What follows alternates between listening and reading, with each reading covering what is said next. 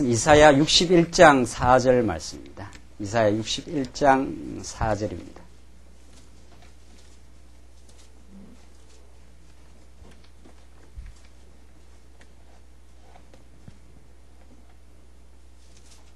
우리 하나님의 말씀 이사야 61장 4절 말씀입니다. 찾으신 줄 알고 봉독 드리겠습니다. 그들은 오래 황폐하였던 곳을 다시 쌓을 것이며 예로부터 무너진 곳을 다시 일으킬 것이며 황폐한 성읍 곧 대대로 무너져 있던 것들을 중수할 것이며 외인은 서서 너희 양떼를 칠 것이요 이방 사람은 너희 농부와 포도원 지기가 될 것이나 오직 너희는 여호와의 제사장이라 일컬음을 얻을 것이라. 사람들이 너희를 우리 하나님의 봉사자라 할 것이며 너희가 열방의 재물을 먹으며 그들의 영광을 얻어 자랑할 것이며 너희가 수치 대신 배나 얻으며 능욕 대신에 분깃을 인하여 즐거워할 것이라. 그리하여 고토에서 배나 얻고 영영한 기쁨이 있으리라. 7절까지 봉독드렸습니다. 우리는 지금 이사야 이제 거의 마지막 부분에 지금 당도했는데 오늘 본문 말씀 61장, 지난장 60장, 61장 본문은 그 시온에 대한 구원을 언약하시되 회복해서 풍성하게 하신다. 하나님께서 시온에 대한 구원을 하나님께서 이제 언약하시되 회복해서 풍성케 하시는 그 하나님에 대해서 우리가 지금 공부하고 있습니다. 큰 맥락은 물론 싸매심, 때리시고 싸매시되 그 시온을 구원하시는 언약, 하나님의 나라, 이 다윗 왕국, 다른 표현으로 말하면 시온을 그 황폐하고 완전히 이제 무너진 성읍을 다시 회복시켜 주신다 하는 말씀이 60장, 61장에 나타나 있습니다. 선지자의 음성은 그 인간 중심적 사고방식을 완전히 뒤엎고 하나님 중심의 그 해석을 내려주는 사람입니다. 그러니까 우리가 지금 선지자 계속 이사야 선지서를 계속 살펴나가는데 이스라엘 백성들은 자신의 그 범죄를 모릅니다. 자신이 하나님을 떠나서 우상을 숭배하고 이방 대적을 의지해서 살아가는 것을 죄로 규정을 못합니다. 그것이 빗나갔다고 생각도 하지도 않습니다. 그래서 선지자는 인간이 생각하는 정반대의 메시지를 전달하는 사람입니다. 그 의인이라고 생각하는, 빗나갔다고 생각하지 않는 그들에게 너희들이 지금 하나님으로부터 빗나가 있다. 너희들이 지금 범죄한 백성이다. 이것을 가르쳐 줍니다. 그리고 하나님께서 너희들이 범죄했기 때문에 너희들은 반드시 한번 그 황폐하게 무너질 것이다. 그래서 이사야 예언대로 그대로 무너집니다. 남쪽 유다가. 그때 이스라엘 백성들은 어떻게 생각하는가 하면 하나님이 우리를 버렸다 이렇게 생각을 합니다. 우리가 완전히 삶의 근거지가 박탈되고 뿌리가 뽑히고 아주 강력한 그 바벨론 세력으로 포로 잡혀갈 때 이스라엘 백성들은 자신들의 절망이라고 생각합니다. 다시는 돌아올 수 없다. 우리는 이제는 다시는 그 소망이 없다. 우리가 이렇게 무너져 버렸는데 어떻게 회복될 수 있을까? 하나님 우리를 버리셨다고 생각할 때 이사야 예언은 그렇지 않습니다. 너희들을 아주 버리지 아니하신다. 너희들이 황폐하게 되는 것은 너희들의 범죄의 결과이며 더 궁극적으로 내가 작정하여 내가 세우지 않으면 내가 무너뜨리면 너희들은 무너질 수밖에 없음을 깨닫게 하려는 하나님의 전능하심을 너희에게 보여주려고 하신 또 그리고 너희들을 사랑의 징계로 한 것이 너희를 버린 것이 아니다. 그러니까 해석이 다른 거지요. 무너지고 절망이다. 우리는 하나님이 우리를 버렸다고 생각하는데 이사야 예언은 너희들을 버리지 않는다. 너희들을 사랑했기 때문에 너희들을 때려서 지금 황폐하게 했을 뿐이다. 그리고 우리는 돌아올 수 없다고 생각하는 그들에게 너희들의 능력으로는 돌아올 수 없지만 내가 이제 약속한 때가 차면은 너희들을 돌아오게 만들어주는 능력이 내게 있다 하는 여호와 하나님의 그 능력과 사랑을 그 확정시켜줍니다. 너희들이 돌아오는 것이 너희들의 의로 돌아오는 것도 아니요 너희들의 공로로 돌아오는 것도 아니다. 하나님께서 이미 아브라함과 언약하시고 다윗과 언약하신 대로 그 나라를 이제 무너뜨리지 않는다. 영영한 기업으로 그 나라를 세워주겠다고 아브라함 혹은 다윗에게 약속한 그대로 너희들을 돌아오게 하시는 여호와의 능력과 은혜가 너희와 함께하기 때문에 돌아오게 된다 하는 것을 선지자가 그들에게 가르쳐 줍니다. 오늘 우리 선지자의 이 음성, 하늘의 뜻을 우리가 들을 때 오늘 우리의 삶의 그 부정적 해석, 우리가 절망으로 느끼는 것이 하나님의 사랑의 채찍이요, 우리가 그리스도 안에 돌아온 것이 나의 공로가 아니고 하나님의 은혜의 결과라는 사실, 그걸 통해서 우리는 하나님을 더 깊이 배워갈 수 있고 우리의 삶을 신앙적으로 해석할 수 있습니다. 오늘 그 4절부터 보시면 우리 지난 시간 그 3절까지 내용에서 이제 하나님께서 회복시켜 풍성케 하신다. 완전히 황폐된 그 땅을 회복시키고 풍성케 하시는데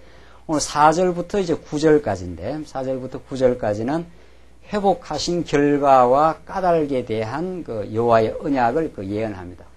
회복한 그 나라가 얼마나 놀랍게 변하는가, 그것을 가르쳐 줍니다. 다시 보십시다. 그들은 오래 황폐하였던 곳을 다시 쌓을 것이며, 70년 동안 오래 황폐하였던 곳을 다시 쌓을 것이며, 예로부터 무너진 곳을 다시 일으킬 것이며, 황폐한 성읍 곧 대대로 무너져 있던 것들을 중수할 것이며, 다시 보수를 해서 세워진다. 이때 이제 하나님의 능력을 이스라엘 백성이 느낍니다.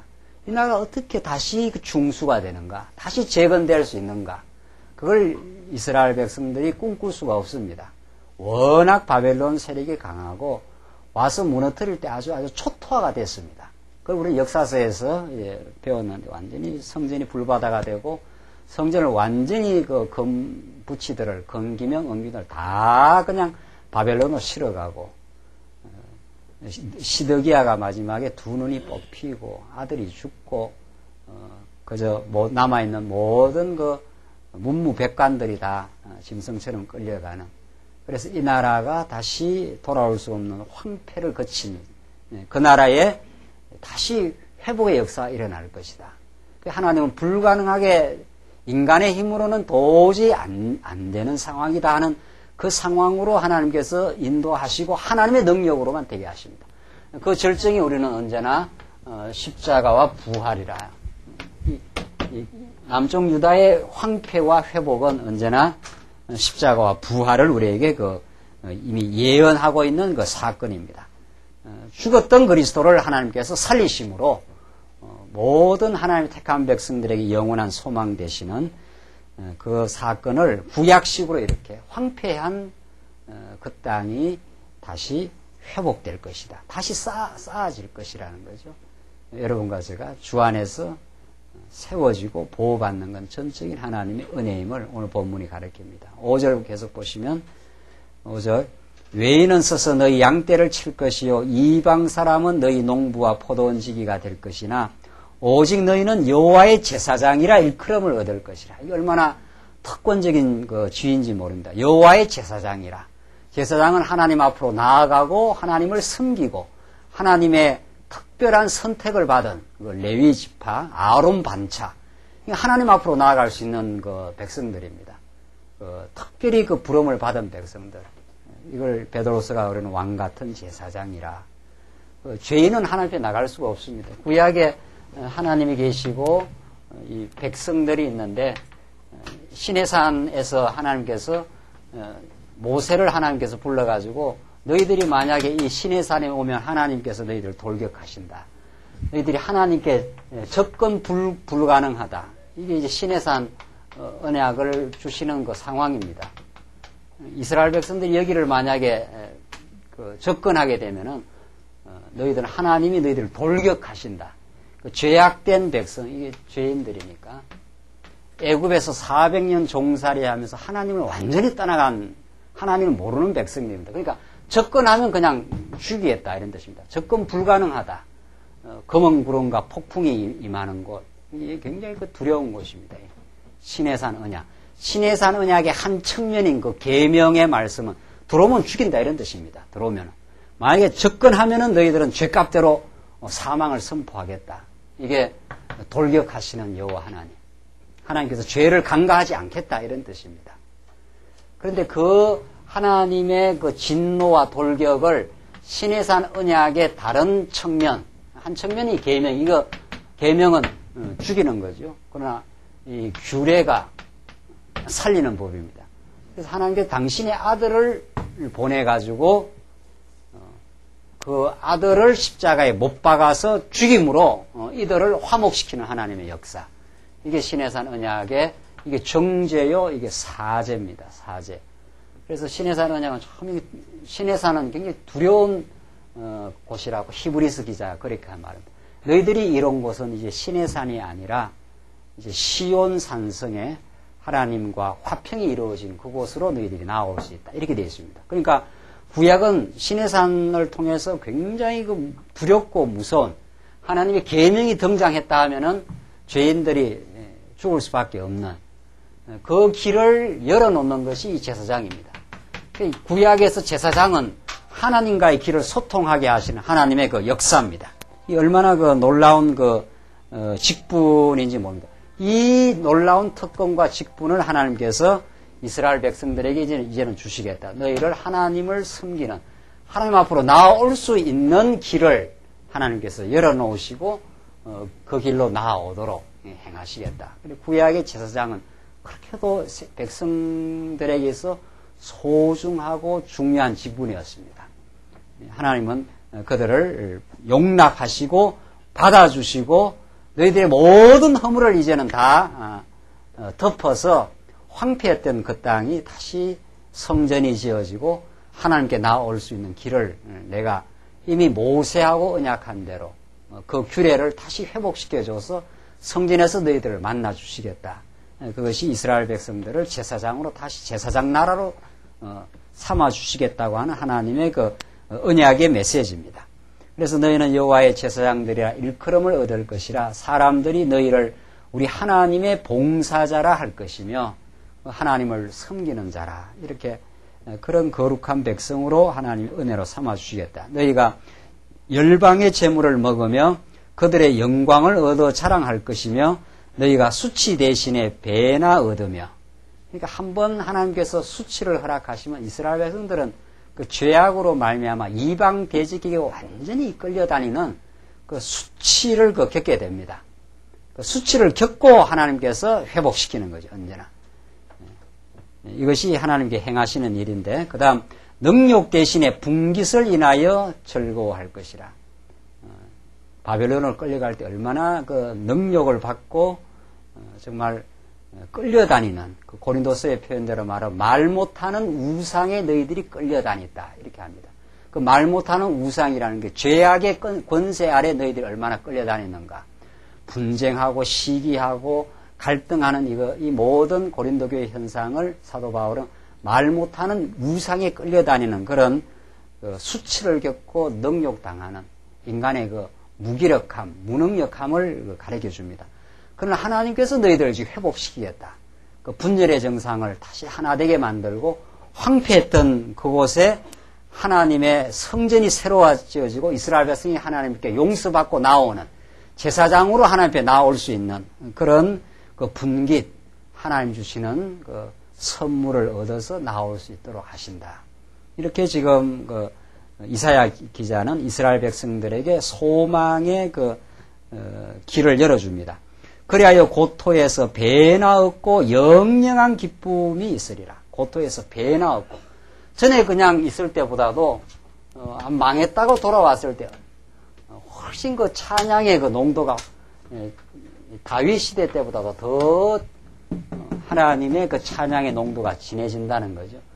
다윗 시대 이후에는 있었던 성전, 하나님의 은혜로 베푸신 것을 깊이 못 깨달았기 때문에 하나님께서 한번 황폐한 무너짐을 허락했다가 이제는 절망이다 하는 절망을 거쳐 다시 성전이 중수되고 황폐했던 것이 다시 쌓여질 때 이건 정말 하나님의 은혜가 아니면 우리는 돌아올 수 없었습니다.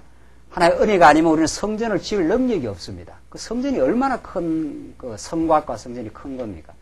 이스라엘 백성이 지을 수가 없어요. 하나님께서 바사왕 고레스를 통해서 돌아갈 때 다 금기면 가지고 돌아가게 하고 주변 모든 세력들에게 성전 지을 때 다 도와주라. 그렇게 해서 이스라엘 백성이 그 성전을 짓게 됩니다. 이게 오늘날에도 하나님께서 동일하게 이 시대에 하나님의 백성들을 다 불러 뽑아내 가지고 이 말씀을 듣게 하시고 하나님의 성전으로 진리의 말씀 위에 지금 세워가신 하나님의 역사. 이게 말씀 운동의 역사요. 광야교회에 하나님께서 지금 실현해 가시는 역사입니다. 이게 사람이 지금 조정하거나 만들어가는 일이 아닙니다. 이게 하나님께서 고토로 돌아와서 배나 얻고 영영한 기쁨을 얻으리라.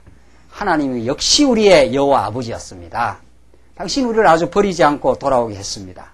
하는 것이 한번 깡그리 무너지고 회복할 때 영영한 기쁨을 얻게 하시려고 하나님은 그 목적을 가지고 무너뜨리신 거죠. 그러니까 미워해서 무너뜨린 게 아니다. 너희를 버린 것도 아니다. 그래서 어제도 우리 한 성도님하고 우리 교제하면서 세미나 끝나고 하나님께서 정말 견딜 수 없는 여러 가지 그 어려움을 하나님께 허락하십니다. 그걸 왜 하나님께 허락하시고 하나님은 궁극적으로 그 연단과 시련을 통해서 무엇을 의도 지금 하고 있으십니까? 그 과정에서는 많이 아프기도 하고 이스라엘 백성들 황폐를 겪고 수치를 겪고 지금 하지 않습니까? 능력을 경험하는데 이때는 뭐 하나님이 버린 것 같은 거죠. 이게. 그래서 하나님께서 선지자를 보내서 지금 너희를 아주 버린 게 아니다. 아주 하나님께서 너희들을 아주 망가지게 하려고 한 것이 아니다. 너희들에게 무너져야 할 것이 있고 하나님의 은혜와 능력을 더 깊이 있게 체험하려면은 한번 황폐하게 무너졌다가 하나님의 능력으로 세워질 때 역시 하나님이 우리를 버리지 않았습니다. 이걸 아주 절실하게 깨닫게 하기 위해서는 이 무너짐과 세움, 아픔과 회복 이 작업을 하나님께서 반복적으로 안 할 수가 없습니다. 이게 이 작업 외에 교육되는 방법이 없다는 거죠. 우리 타락된 우리 인생에게 하나님께서 이 작업을 안 하면 이스라엘 백성들은 하나님을 경외하지 않습니다. 찬양하지 않습니다. 자기 잘난 맛에 살아요. 그러니까 하나님께서는 내가 의롭다 하는 그 착각을 무너뜨리려고 하나님께서 한번 깡그리 무너뜨리지게 하는 거죠. 내가 어떻게 이렇게까지 됩니까? 할 정도로 그렇게 무너지게 하나님께서 하신 다음에 하나님의 그 은혜의 손길과 위로가 등장해서 그 황폐했던 성전이 다시 중건될 때 역시 하나님은 우리의 편이었습니다. 이미 아브라함에게 약속하신 거예요. 하나님께서 이미 아브라함에게 이미 부를 때 너를 저주하는 자를 내가 저주하고 너를 축복하는 자를 축복하겠다. 하나님은 아브라함의 영원한 편이 되어주겠다. 이것을 한번 무너지고 세워진 걸 통해서 보여줘요. 무너질 때는 하나님은 바벨론 편인가 보다. 그렇게 강한 바벨론이 와서 우리를 무너뜨리는데도 하나님은 뭐하고 계십니까? 이게 모든 그 예레미야 선지자들의 그 외침입니다. 하박국 선지자의 외침이고 이렇게 우리가 무너져 나가는데 하나님 그냥 보고 계십니까? 지금 그 말이죠. 하나님 그걸 모른 바도 아니요. 하나님이 그걸 외면한 것도 아니라는 거죠. 무너지는 듯한 그래서 아주 버린 듯한 그 상황 속에 하나님은 이스라엘 백성을 다시 회복시킬 계획을 갖고 계셨고 그 입에서 여호와 하나님만이 우리의 편이시요 우리의 보장이시요 우리가 피할 수 있는 피난처시요 당신 안에 내 삶의 기쁨이 있습니다 하는 걸 깨닫게 하기 위해서 지금 하나님께서 황폐케 하고 수치를 주고 그 다음에 하나님께서 회복시켜 주겠다. 8절 보시다. 대저 나 여호와는 공의를 사랑하며 불의의 강탈을 미워하여 성실히 그들에게 갚아주고 그들과 영영한 언약을 세울 것이라. 그래서 하나님의 언약을 상기시키면서 다시 그들에게 언약 자손임을 내가 회상시켜 주겠다. 9절 그 자손을 열방 중에서 그 후손을 만민 중에서 알리리니 무릇 이를 보는 자가 그들은 여호와께 복받은 자손이라 인정하리라. 여호와께 복받은 자손. 그러니까 이 무너졌을 때는 복을 안 느끼지 않아요? 아, 우리가 하나님께서 나를 버렸는가 보다. 어쩌다가 내가 이렇게까지 참 수치스러운 능력을 받는 처지가 되었나. 이게 이스라엘 백성들의 낙심이었습니다. 우리 이사야 끝나고 예레미야 들어가면은 그 무너지는 현장에서 이사야는 이미 그 전 앞으로 이렇게 될 것을 말했고 예레미야는 이렇게 무너지는 현장을 보고 지금 예언을 합니다. 어떻게 이렇게 참담하게 우리가 무너집니까? 이게 정말 하나님께서 사랑하시는 겁니까? 근데 예레미야 예가에서 너희들을 이렇게 무너뜨리고 고생하게 하는 것이 하나님의 본심이 아니다. 본심은 너희들을 회복시키고 너희들에게 여호와 하나님이 너희를 버리지 않고 영원히 사랑한다는 걸 확정시켜주기 위해서 내가 이런 작업을 한번 한 것이다. 하나님은 그렇게 그 무너지는 현장에서 해석 못해가지고 아주 방황하는 이스라엘 백성들에게 다시 소망의 그 메시지를 줍니다. 지금 오늘 본문 말씀이 여호와께 복받은 자손이라 너희들이. 그러니까 이게 무너지는 게 왜 복입니까? 무너질 때 복으로 느끼겠느냐 말이에요. 저주받은 걸로 이스라엘 백성이 느끼지 않아요? 이게 하나님이 버린 것으로 느끼는데 무너지고 세워지는 걸 하나님께서 합력해서 그것이 여호와 하나님의 주권과 사랑을 깨닫는 복받은 백성에게 주시는 일이다. 이렇게 지금 하나님은 그들을 인도해 가시려고 그 과정을 지금 하나님이 지금 섭리해 가십니다. 그래서 돌아오고 나면은 다시는 이스라엘 백성들 자기 자랑 안 합니다. 내 능력으로 돌아왔다는 소리 못 합니다. 왜? 무너졌을 때 돌아올 수 없거든요. 그러니까 하나님이 아니면 우리는 돌아올 수 없었습니다. 우리는 하나님이 많이 은혜를 베풀었지만 우리는 너무도 많이 하나님의 범죄한 백성이었습니다. 은혜로 우리를 살려냈습니다라고 하나님을 전적으로 의지하고 하나님만을 찬양하는 그런 복받은 인생의 삶으로 하나님은 그들을 갱신시키고 변화시켜 나가십니다. 그러니까 지금 우리의 삶도 통일하게 하나님께서 인도하십니다. 성도는 지금 우리 무너진 성도님이 있습니까? 지금 그 회복된 성도님이 있습니까? 그 무너짐 자체가 중요한 것도 아니고 회복 자체가 중요한 게 아닙니다. 그 무너짐과 회복 그 둘이 합력해서 합해서 우리 하나님이 여호와십니다. 당신이 불변하시는 신실한 여호와입니다. 이 지식을 얻게 하려고 이 두 과정을 꼭 하나님께서 주신다는 거죠. 그러니까 우리는 무너질 때는 절망하고 회복할 때는 그 회복을 좋아하고 하지만 그럼 우리 현상에 빠진 거죠. 무너지지 못해서 왜 하나님께서 이걸 내가 무너지게 하십니까? 이렇게 우리 하나님께 진지하게 묻는 거죠. 그것이 기도의 시간인데요. 하나님 내가 지금 많이 무너졌습니다. 이것을 통해서 무엇을 우리는 가르쳐 주십니까? 하나님 내가 하나님의 능력 가운데 내가 지금 세워지고 있습니다. 내 능력으로 이게 세워지는 것이 아니라고 나는 생각합니다. 하나님이 세우시는 능력이 하나님에 있고 무너뜨리는 능력이 하나님에게 있습니다. 하나님 무너뜨리기 시작하면은 아무리 우리가 발버둥 쳐도 우리가 설 수가 없습니다.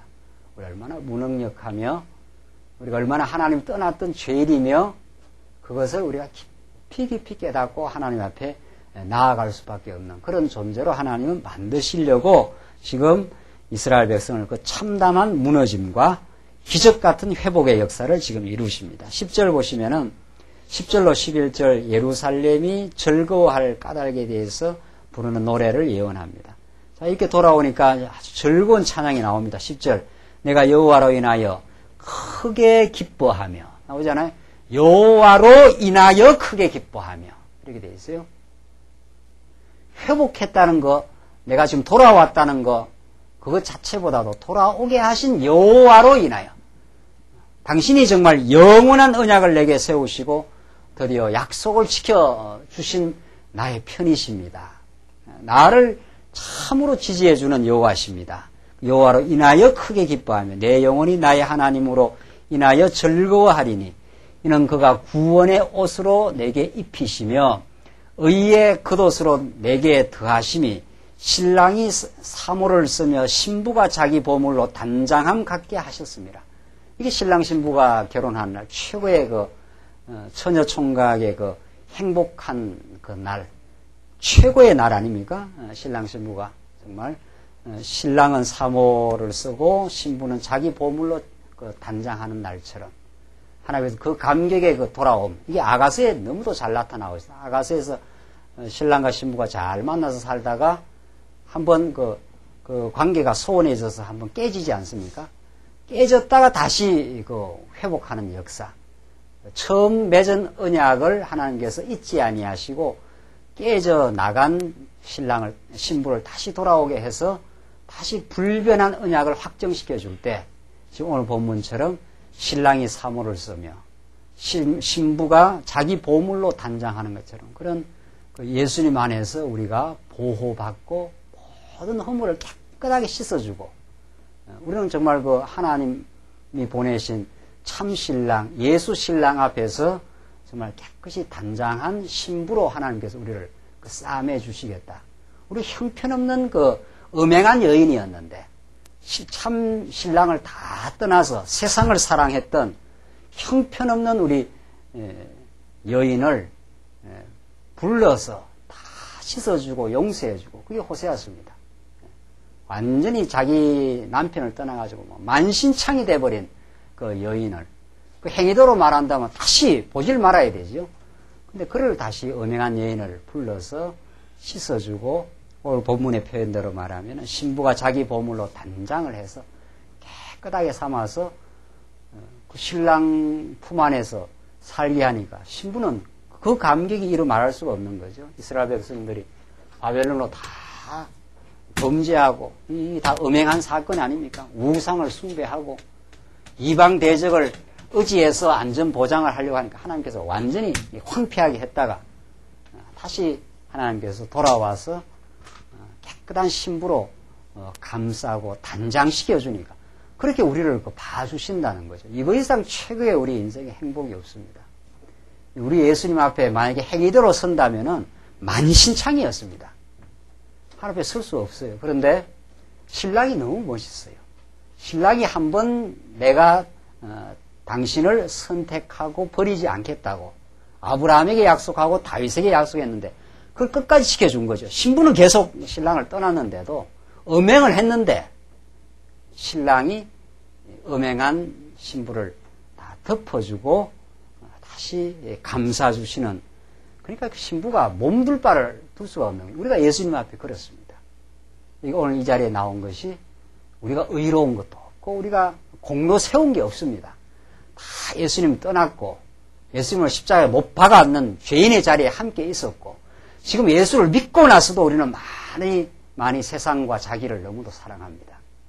그런 인생을 하나님께서 불러서 이렇게 아름다운 관계를 회복시켜 주겠다. 이게 하나님이 그리스도를 보내서 우리를 신부로 삼아주시는 그 계시록의 그 찬란한 그 신부로 만들어 주시겠다고 약속한 그 말씀이 지금 우리가 그런 그 사랑과 특권을 입은 복받은 하나님 자녀라. 이렇게 우리를 지금 회복해 내신 겁니다. 지금 예수 안에 지금 들어오게 하신 겁니다. 11절 땅이 싹을 내며 동산이 거기 뿌린 것을 음돋게 함같이 주 여호와께서 의와 찬송을 열방 앞에서 발생하게 하시리라 하잖아요. 그 찬양은 완전히 하나님이 발생시키는 겁니다. 찬양이 없는 이스라엘 백성들을 한번 무너지게 하고 세워서 찬양을 발생을 시켜요. 우리 입에서. 그래서 찬양 발생시키려면 한번 만신창으로 한번 막아야 되는 거죠.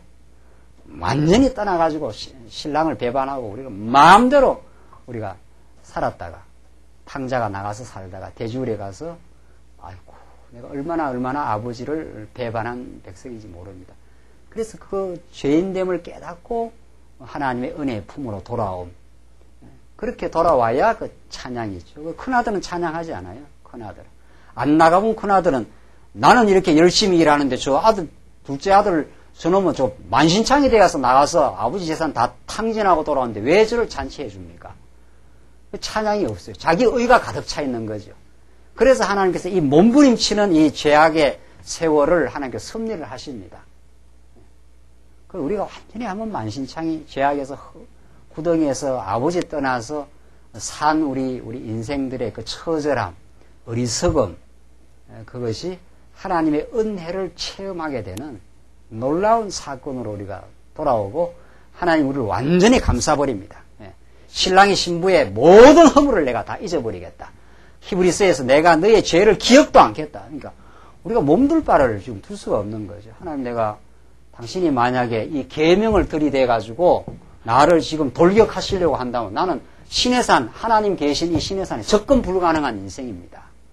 우리는 그 소리밖에 할 그런 행위로 말하면 그런 그 존재밖에 되질 않습니다. 그러나 하나님께서 길을 열어놓으시고 제사장을 통해서 허물을 다 덮으시고 아버지 앞으로 나오게 하심. 이게 레위기서의 말씀 아닙니까?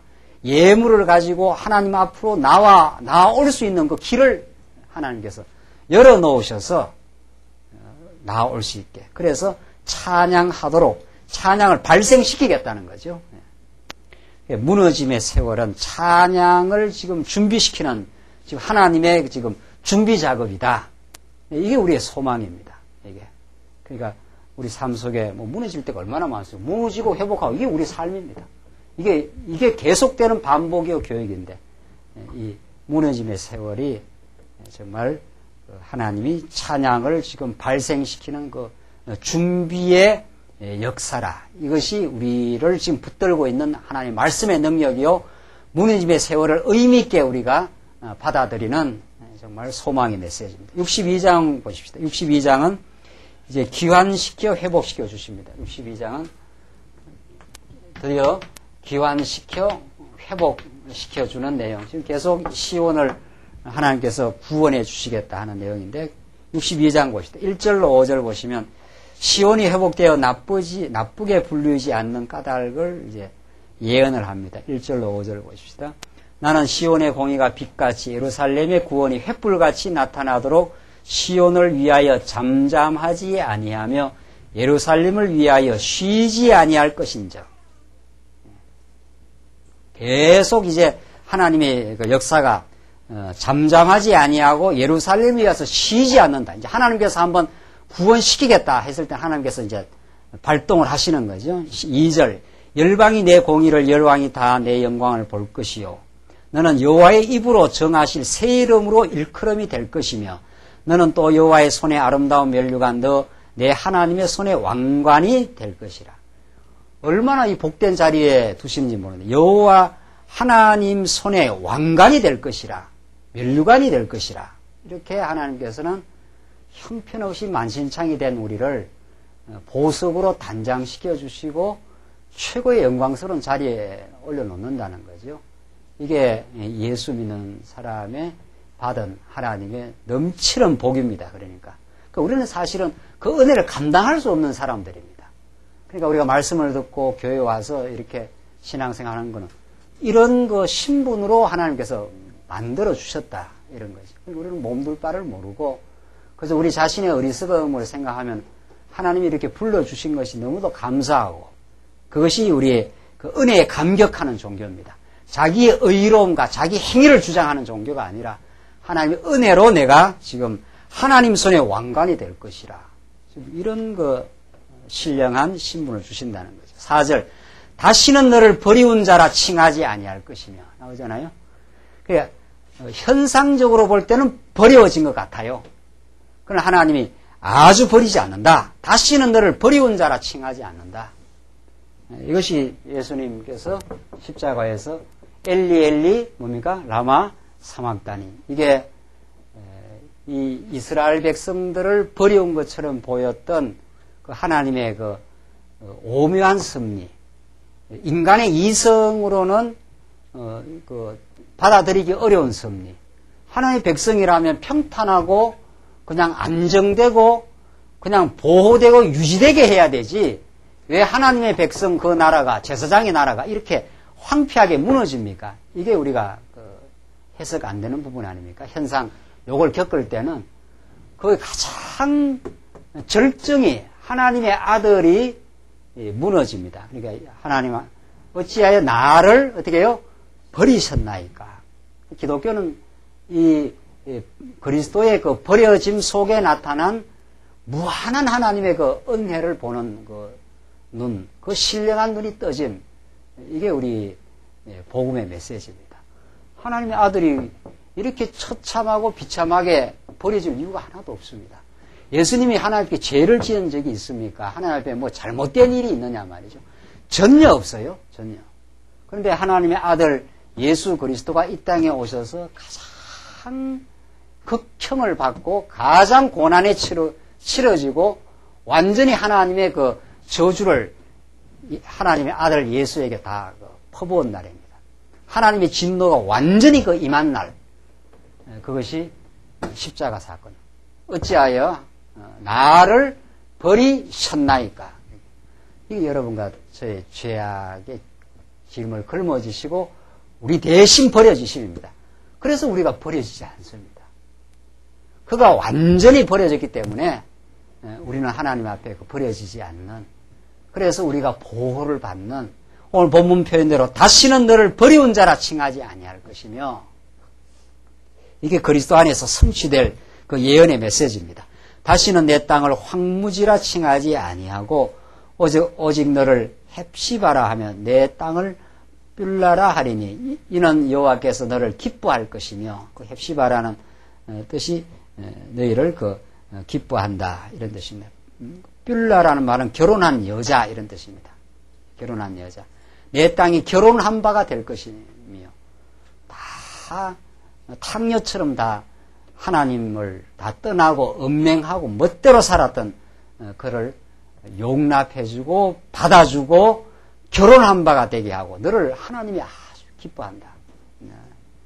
이런 구속의 은총을 이스라엘 백성들이 받게 된다. 5절 마치 청년이 처녀와 결혼함 같이 내 아들들이 너를 취하겠고 신랑이 신부를 기뻐함 같이 내 하나님이 너를 기뻐하시리라. 참 이거 정말 놀라운 하나님 보호의 메시지입니다. 우리는 형편없이 했는데도 하나님이 우리를 사랑하는 눈으로 덮어서 보고 기뻐한다 이 말입니다.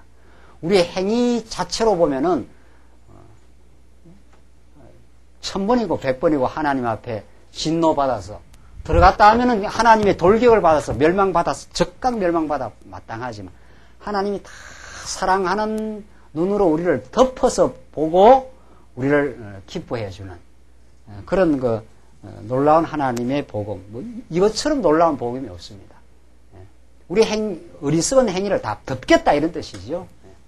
이게 하나님께서 무한히 그리스도 십자가의 피를 통해서 우리의 심령 위에 덮으시고 우리를 용납해 주는 사건. 그래서 우리는 하나님을 아버지라 이렇게 담대하게 부를 수 있는 그 특권을 부여받은 사람입니다. 그 아무나 그렇게 부르는 게 아닙니다. 하나님을. 그 아버지는 나를 안 부린다. 지금 그런 뜻이거든요. 이게 지금 이사야서의 그 회복의 역사, 기환시켜서 하나님이 우리를 다 덮어서 예쁘게 만들어서 신부가 자기 보석으로 단장한 것처럼 예쁘게 우리를 치장시켜 주어서 그렇게 우리를 세워 구속해 내시겠다. 이게 우리가 하나님 앞에서 지금 부름받은 영광스러운 우리의 모습입니다. 6절 보시면은 62장 6절로 9절을 보시면 파수꾼을 권하여 백성이 식물을 먹고 찬송한다고 합니다. 그러니까 이 백성들이 풍성하게 먹고 나누고 하는 그 행복한 그 삶이 이제 귀환에서 이루어집니다. 6절 예루살렘이여 내가 너의 성벽 위에 파수꾼을 세우고 그들로 종일 종야에 잠잠치 않게 하였느니라. 파수꾼을 세워서 다 지켜주고 이런 말이죠. 너희 여호와로 기뻐 기억하게 하시는 자들아 너희는 쉬지 말며 또 여호와께서 예루살렘을 세워 세상에서 찬송을 받게 하시기까지 그로 쉬지 못하게 하라. 여호와께서 그 오른손 그 능력의 팔로 맹세하시되 내가 다시는 내 곡식을 내 원수들에게 식물로 주지 아니하겠고 너의 수고하여 얻은 포도주를 이방인으로 마시지 않게 할 것인즉. 전에는 전부 이방인들이 다 뺏어가고 다 이쪽이 얼마나 빈핍해집니까? 이스라엘 백성들이 먹을 것이 없고 황폐하고 어찌할 바 모르고 무너지고 하는 그런 세월 속에 돌아와서 이제 풍성한 그 식물을 먹게 하신다는 거죠. 9절 오직 추수한 자가 그것을 먹고 나 여호와를 찬송할 것이요. 그러니까 하나님 말씀을 풍성히 먹고 하나님 우리를 사랑하셨습니다. 우리를 아주 버리지 않았습니다. 우리는 복받은 하나님의 백성입니다라는 걸 돌아와서 이스라엘 백성들이 깨닫고 찬양한다는 거죠. 거둔 자가 그것을 나의 성소뜰에서 마시리라 하였느니라. 10절 보십시다. 10절로 12절 백성들의 귀환과 회복에 대한 여호와의 언약을 예언합니다. 성문으로 나아가라 나아가라. 백성의 길을 예비하라. 대로를 수축하라. 도를 제하라. 만민을 위하여 길을 들라. 여호와께서 땅끝까지 반포하시되 너희는 딸 시온에게 이르라. 보라 내 구원이 임하였느니라. 보라 상급이 그에게 있고 보응이 그 앞에 있느니라 하셨느니라. 사람들이 너를 일컬어 거룩한 백성이라. 그러니까 실제로는 죄악된 백성인데 다 신랑이 신부의 죄를 다 덮어버렸기 때문에 거룩한 백성이라. 여호와의 구속하신 자라 하겠고 또 너를 일컬어 찾은 바 된 자요 버리지 아니한 성읍이라 하리라. 이제 하나님께서 너희들 버리지 아니한 성읍이다. 하나님이 찾아냈다. 하나님이 한 흩어진 백성들을 여기 다 흩어진 백성들 하나도 놓치지 않고 예수님이 양을 한 양도 내 양을 버리지 않는다는 그 약속의 말씀대로 너희를 다 불러서 구속한 백성으로 내가 삼아주겠다. 이게 62장 내용입니다. 이게 언약의 근거에서 하나님께서 이루시는 그 놀라운 죄악된 백성들을 하나님이 은혜를 덮어서 구속해내겠다. 63장으로 넘어갑시다. 이제 시온의 위로입니다. 시온의 위로가 나오는데 회복해 주시기를 이제 기도하는 그 내용입니다. 그러니까 하나님께서 너희들 버리지 않는다는 예언의 말씀이 있고 그 예언을 근거로 해서 지금 회복해 주시기를 간절하게 기도합니다. 그러니까 무너뜨리면 하나님께서는 우리를 하여금 기도하게 하고 회복시키면은 찬양하게 하고 이게 이제 언약에 근거해서 기도하게 하고 찬양하게 하시려면은 만약에 무너지고 세워짐이 없으면 우리는 그 언약의 말씀을 간절하게 안 붙듭니다. 내 능력으로 내 의로 살아버려요. 이게 무너지지 않으면 언약의 말씀을 더 새롭게 기억하지 않습니다. 언약의 말씀은 하나님의 영원한 작정을 근거로 하고 하나님이 살아계신다는 걸 보여주는 그 계시 방편입니다. 언약대로 이제 이루심 아닙니까? 그런데 하나님께서 그냥 이 언약을 그냥 평범하게 이렇게 해버리면은 하나님께 간절히 기도 안 합니다.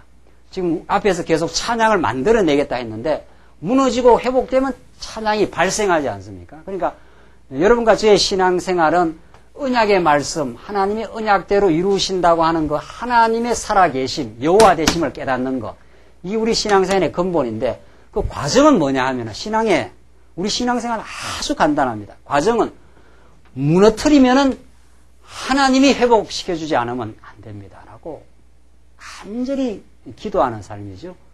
전의 기도는 언약의 말씀을 모르니까 내 소원과 내 욕망을 추구했다면은 지금은 하나님께서 이 죄악 세상 가운데 두셨기 때문에 예수님의 기도가 그렇지 않습니까?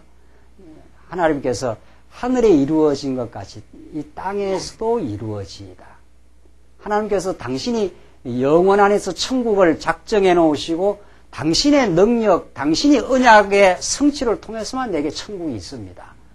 하나님이 황폐한 대로 나를 아주 버려두시면 내가 마음에 회복할 수가 없습니다.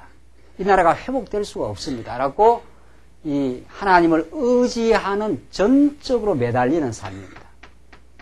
이게 얼마나 그 중요한 우리의 신앙적 교육인지 모릅니다. 기도는 하나님께서 하면 무너뜨려야 나옵니다. 무너뜨려야. 그러니까 안 무너뜨려놓으면 기도 안 한다니까요. 내 능력으로 산다니까요. 그냥 내가 능력 있고 내가 의롭다고 우리가 착각을 해요. 보통 착각하는 게 아닙니다. 우리 인생이. 자기가 어떤 존재인지 모릅니다. 한번 무너지지 않으면. 무너지면 어쩔 수가 없는 거죠. 무너지면은 당신이 등장하지 않으면 나는 회복할 수가 없습니다. 라고 해서 하나님을 잘 배우게 됩니다. 이 무너지는 시간. 그래서 이 무너뜨림을 허락하는 거죠.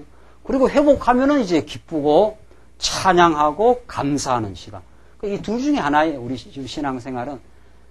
그러니까 천국에 가면은 천국에는 훨씬이 아니라 찬양만 있는 거고 이 땅에서는 찬양도 있고 기도가 많은 거죠. 이 땅은 어두운 세상, 광야 같은 세상에도 하나님께서 계속 지금 돌리기 때문에 더욱더욱 하나님께 의지하고 당신이 회복시켜 주셔야 되겠습니다. 당신이 붙들어 주시면 안 됩니다라는 그 배움의 시간이 훨씬 많은 거죠. 그것을 통해서 회복시켜 주시면 그때 이제 우리 감사하고 하나님이 이루어냈습니다. 찬양합니다. 신앙생활은 너무도 간단해요. 언약의 말씀을 기초로 하고 기도 아니면 찬양입니다. 기도 아니면 이게 예배예요. 이게 예배입니다. 그러니까 무너뜨려도 예배는 이루어지고 회복해도 예배의 두 요소. 이게 예배의 근본은 언약의 말씀이고 말씀은 하나님이 살아 역사하신다 이 말 아닙니까? 언약을 지금 이루내는 능력자다. 내가 무너뜨려버리겠다. 약속대로 너희들을 한번 무너뜨리겠다. 그 과정적으로는 너희들이 죄 때문에 무너뜨리겠다. 이런 뜻이죠. 그러면 내 앞에로 안 나올 수가 없다. 이 말이에요. 하나님이 붙드시옵소서. 하나님이 이 일을 이루어내시옵소서. 이런 기도의 시간이죠. 그리고 회복되면은 그 찬양이 터지고, 둘 중에 하나를 우리 지난 일주일 동안 지금 해온 겁니다. 그 언약의 말씀이 생각 안 하면 기도도 안 하고, 뭐도 안 하고, 찬양도 안 하고, 뭐 하고 있습니까? 원망하거나, 남의 탓하거나, 이제, 자기를 돌아보지를 못하거나, 뭐 그런 거죠. 문제를 내 안에서 찾지 않고, 다른 사람을 원망하거나, 그냥 전전긍긍하거나, 이런 거죠. 그러나 하나님의 언약의 말씀이 생각하면, 내가 이게, 하나님의 언약이 이루어지는 내 어리석음이었구나. 이렇게 되는 거죠. 그래서 내 어리석음을 하나님께서 용납해 주시고, 나를 붙들어 주시고, 회복시켜 주시옵소서. 하나님께 매달리게 되지 않아요? 그래야 마음에 시원함이 생깁니다. 그러지 않고 계속 다른 사람을 탓하거나 환경이 이렇게 해서 내가 지금 이렇게 고난을 겪는다. 이렇게 생각을 한다는 거죠. 하나님을 의지하거나 자기의 죄악을 발견하는 것 대신에 그게 우리의 아직은 충분히 이 무너짐의 하나님의 역사가 내 안에 열매로 맺지 않는 상태가 기도하지 않는 상태입니다. 이게 남의 탓, 환경 탓, 이것은 아직도 충분히 무너짐이 내 안에서 이루어내는 열매가 맺어지지 않는 거죠. 하나님, 내가 어리석었습니다. 내야말로 엄행한 여인이었습니다. 당신이 나를 구속해내지 않으면 우리는 어쩔 수 없는 죄인입니다. 당신이 붙들어 주시오. 당신이 언약을 했지 않습니까? 라고 말씀을 이제 붙들고 나가야 되는데, 우리 말씀보다는 자꾸 그냥 원망, 불평, 어리석음, 환경, 여기에 많이 헤맬 때가 많지요. 그것도 하나의 과정입니다만은, 딱 하나님께서 무너뜨리면은, 이제 회복해달라고 이제 기도하게 됩니다. 한번 보십시다. 어떤 기도를 하는가? 1절로 6절. 에돔을 도륙하신 권능에 대한 여호와의 말씀을 이제 정언을 합니다. 1절로 6절인데, 에돔에서 오며 홍의를 입고 보스라에서 오는 자가 누구냐? 그 화려한 의복, 큰 능력으로 걷는 자가 누구냐? 그는 내니 의를 말하는 자여 구원하기에 능한 자니라. 어찌하여 내 의복이 붉으며 내 옷이 포도즙 털을 밟는 자 같으뇨? 만민 중에 나와 함께한 자가 없이 내가 홀로 포도즙 털을 밟았는데, 내가 노함을 인하여 무리를 밟았고 분함을 인하여 짓밟았으므로 그들의 선혈이 내 옷에 띄어 내 의복을 다 더럽혔으니 이는 내 원수 갚는 날이 내 마음에 있고 내 구속할 해가 왔으나 내가 본 적 도와주는 자도 없고 붙들어주는 자도 없으므로 이상히 여겨 내 팔이 나를 구원하며 내 분이 나를 붙들었습니다. 내가 노함을 인하여 만민을 밟았으며 내가 분함을 인하여 그들을 취케하고 그들의 선혈로 땅에 쏟아지게 하였느니라. 자, 그러니까 에돔을 도륙하신 권능. 에돔이 이스라엘 백성의 원수인데 그들을 하나님께서 전부 도륙해가지고 그들을 멸망시켜버렸다. 이 하나님이 이제 하신 일입니다. 이제 회복해 주기 위해서는 대적들을 하나님께서 무너뜨려버려야 되지 않겠어요? 그래서 7절로 14절 보시면 과거에 베푸신 은총과 치신 까닭과 그 결과를 정언하는데 7절로 14절 봅시다. 내가 여호와께서 우리에게 베푸신 모든 자비와 그 찬송을 말하며 그 긍휼을 따라 그 많으신 자비를 따라 이스라엘 집에 베푸신 큰 은총을 말하리라. 여호와께서 말씀하시되 그들은 실로 나의 백성이요 거짓을 행치 아니하는 자녀라 하시고 그들의 구원자가 되사 그들의 모든 환난에 동참하사 자기 앞의 사자로 그들을 구원하시며 그 사랑과 그 긍휼로 그들을 구속하시고 옛적 모든 날에 그들을 드시며 안으셨으나 그들이 반역하여 그 주의 성신을 근심케 하셨으므로 그가 돌이켜 그들의 대적이 되사 친히 그들을 치셨더니, 그러니까 하나님께서 옛적에 다 그들을 안고 붙들어서 아브라함 때 모세 때 다 광야에서 인도를 했지만 그들이 계속 반역을 하고 주의 성신을 근심케 했다는 거죠. 그래서 그가 돌이켜 그들의 대적에서 친히 그들을 치셨더니 백성이 옛적 모세의 날을 추억하여 가로되 백성과 양무리의 목자를 바다에서 올라오게 하신 자가 이제 어디 계시뇨? 그들 중에 성신을 두신 자가 이제 어디 계시뇨? 그 영광의 팔을 모세의 오른손과 함께 하시며 그 이름을 영영케 하려 하사 그들 앞에서 물을 갈라지게 하시고 그들을 깊음으로 인도하시되 말이 광야에 행함같이 넘어지지 않게 하신 자가 이제 어디 계시뇨? 도대체 하나님의 영광이 광야에서도 나타났고 애굽 출애굽기에도 출애굽할 때도 다 나타나서 우리를 다 구원했는데 지금 어디 계시느냐 이렇게 한다는 거죠. 14절 여호와의 신이 그들로 골짜기로 내려가는 가축같이 편히 쉬게 하셨도다.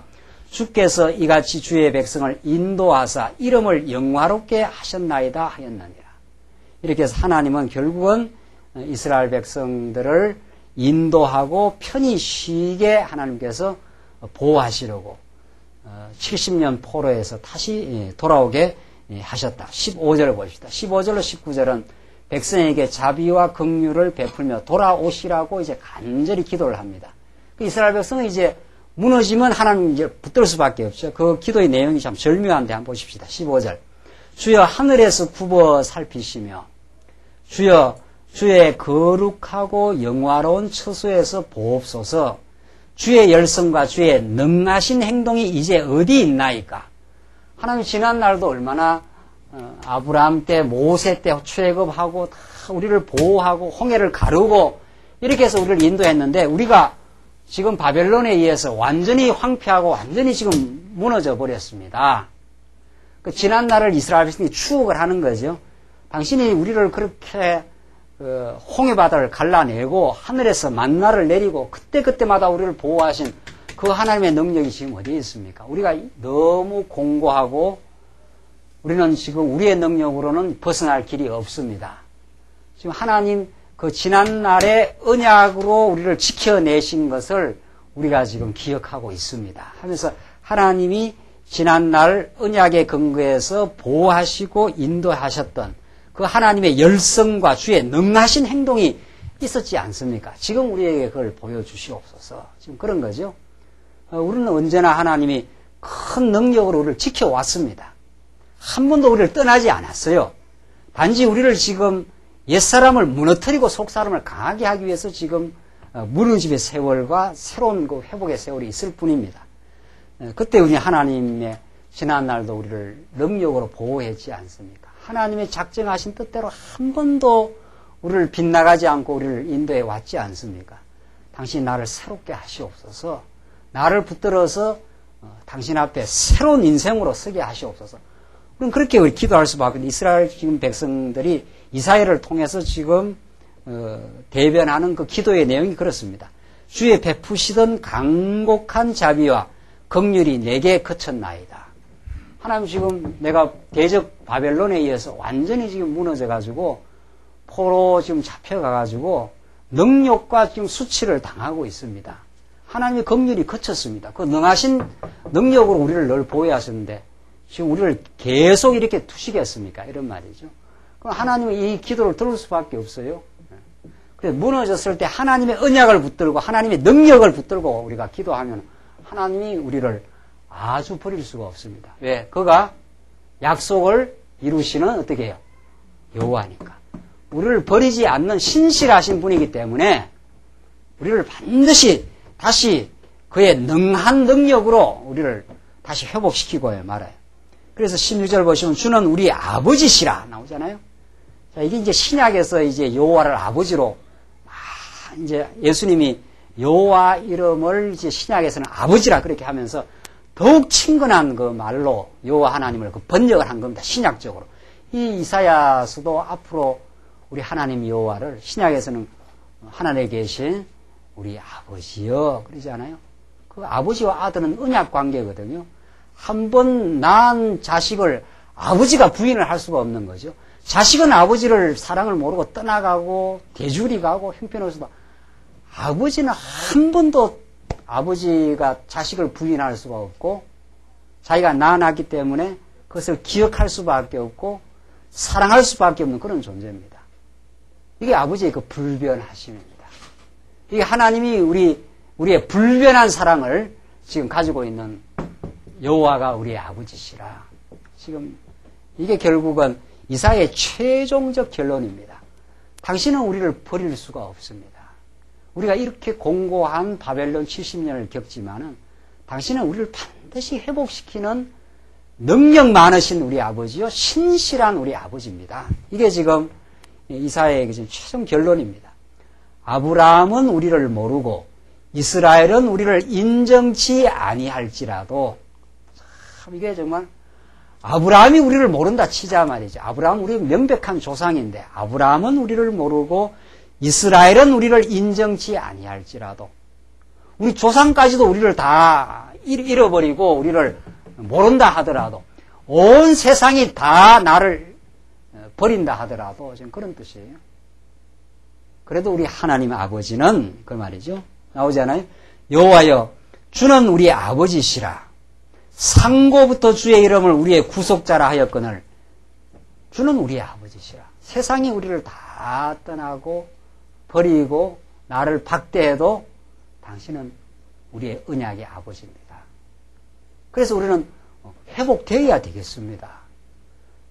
나는 당신 앞에 다시 설 수 있고 당신의 구속하시는 은총으로 내가 당신 앞에 당당하게 서야 되겠습니다. 이게 무너졌을 때 아버지만을 바라보는, 모든 주변이 우리를 질시하고 우리를 다 떠나가고 외롭게 만드는 그 시간, 기가 막힐 그 웅덩이에 하나님께서 빠뜨려 놓은 그 시간, 하나님 등장하기를 간절히 여호와를 기다리고 기다렸더니, 이게 정말 신앙이 가장 순수해지고 그 키워지는 그 시간들입니다.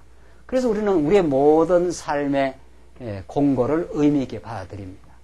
하나님 아버지, 이 시간이야말로 우리의 허세도 다 사라지게 하시고 우리가 하나님 외에 의지했던 것도 다 무너뜨렸던 시간이고, 내 의로움을 위해서 내 자존심을 뽐내기 위해서 했던 모든 것도 다 허망한 줄 이제 압니다.